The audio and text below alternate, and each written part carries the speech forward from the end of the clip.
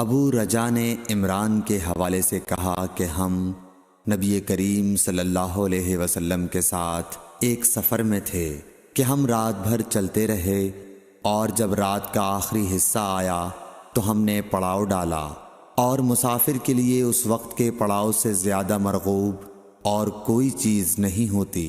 پھر ہم اس طرح غافل ہو کر سو گئے کہ ہمیں سورج کی گرمی کے سوا کوئی چیز بیدار نہ کر سکی۔ سب سے پہلے بیدار ہونے والا شخص فلاں تھا، پھر فلاں، پھر فلاں۔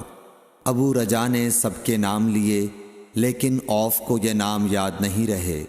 پھر چوتھے نمبر پر جاگنے والے حضرت عمر بن خطاب رضی اللہ تعالیٰ عنہ تھے، اور جب نبی کریم صلی اللہ علیہ وسلم آرام فرماتے تو ہم آپ کو جگاتے نہیں تھے، یہاں تک کہ آپ خود بخود بیدار ہوں، کیونکہ ہمیں کچھ معلوم نہیں ہوتا کہ آپ پر خواب میں کیا تازہ وحی آتی ہے۔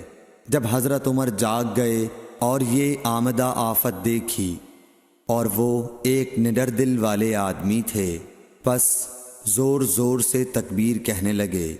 اسی طرح بآواز بلند آپ اس وقت تک تکبیر کہتے رہے جب تک کہ نبی کریم صلی اللہ علیہ وسلم ان کی آواز سے بیدار نہ ہو گئے۔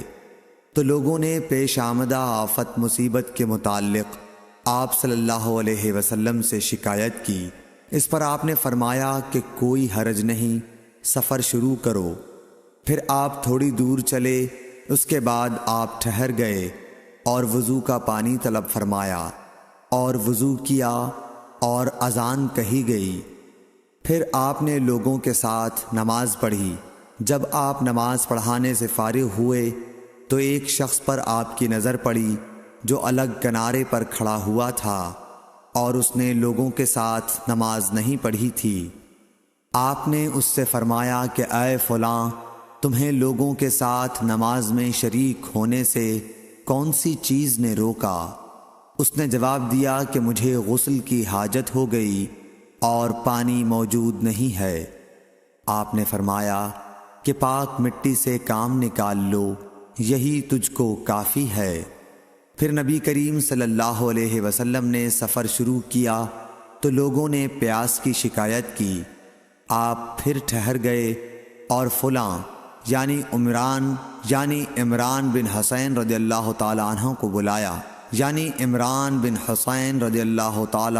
بلایا، ابو رجا نے ان کا نام لیا تھا لیکن اوف کو یاد نہیں رہا، اور حضرت علی کو بھی طلب فرمایا۔ ان دونوں سے آپ نے فرمایا کہ جاؤ پانی تلاش کرو۔ یہ دونوں نکلے۔ راستے میں ایک عورت ملی جو پانی کی 2 پکھالیں اپنے اونٹ پر لٹکائے ہوئے بیچ میں سوار ہو کر جا رہی تھی۔ انہوں نے اس سے پوچھا کہ پانی کہاں ملتا ہے؟ تو اس نے جواب دیا کہ کل اسی وقت میں پانی پر موجود تھی، یعنی پانی اتنی دور ہے کہ کل میں اسی وقت وہاں سے پانی لے کر چلی تھی، آج یہاں پہنچی ہوں، اور ہمارے قبیلے کے مرد لوگ پیچھے رہ گئے ہیں۔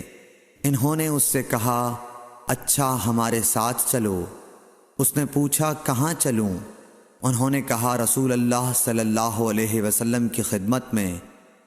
اس نے کہا اچھا وہی جن کو لوگ صابی کہتے ہیں؟ انہوں نے کہا یہ وہی ہیں جسے تم کہہ رہی ہو۔ اچھا اب چلو۔ آخر یہ دونوں حضرات اس عورت کو حضرت صلی اللہ علیہ وسلم کی خدمت مبارک میں لائے اور سارا واقعہ بیان کیا۔ عمران نے کہا کہ لوگوں نے اسے اونٹ سے اتار لیا۔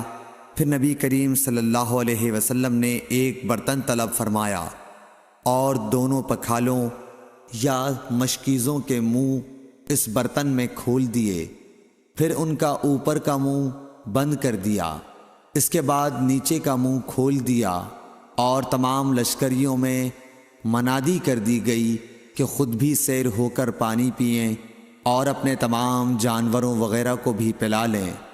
پس جس نے چاہا پانی پیا اور پلایا، اور سب سیر ہو گئے۔ آخر میں اس شخص کو بھی ایک برتن میں پانی دیا جسے غسل کی ضرورت تھی۔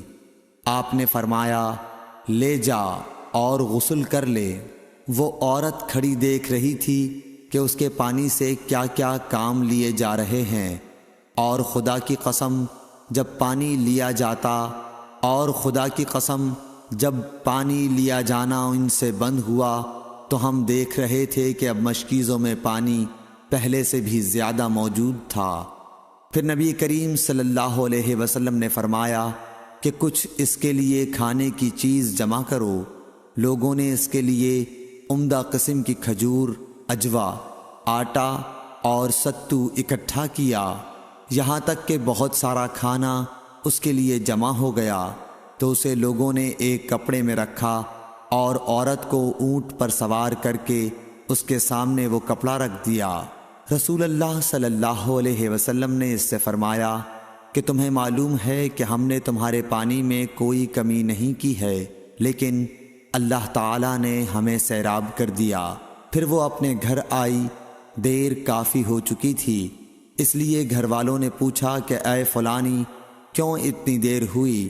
اس نے کہا ایک عجیب بات ہوئی، وہ یہ کہ مجھے 2 آدمی ملے اور وہ مجھے اس شخص کے پاس لے گئے جسے لوگ صابی کہتے ہیں۔ وہاں اس طرح کا واقعہ پیش آیا، خدا کی قسم وہ تو اس کے اور اس کے درمیان سب سے بڑا جادوگر ہے۔ اور اس نے بیچ کی انگلی اور شہادت کی انگلی آسمان کی طرف اٹھا کر اشارہ کیا، اس کی مراد آسمان اور زمین سے تھی، یا پھر وہ واقعی اللہ کا رسول ہے۔ اس کے بعد مسلمان اس قبیلے کے دور و نزدیک کے مشرکین پر حملے کیا کرتے تھے، لیکن اس گھرانے کو جس سے اس عورت کا تعلق تھا کوئی نقصان نہیں پہنچاتے تھے۔ یہ اچھا برتاؤ دیکھ کر ایک دن اس عورت نے اپنی قوم سے کہا کہ میرا خیال ہے کہ یہ لوگ تمہیں جان بوجھ کر چھوڑ دیتے ہیں، تو کیا تمہیں اسلام کی طرف کچھ رغبت ہے؟ قوم نے عورت کی بات مان لی اور اسلام لے آئی۔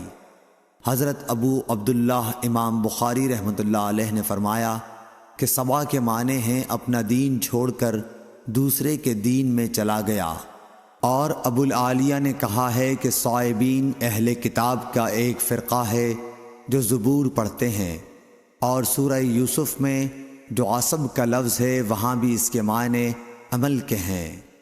صحیح بخاری حدیث نمبر 344۔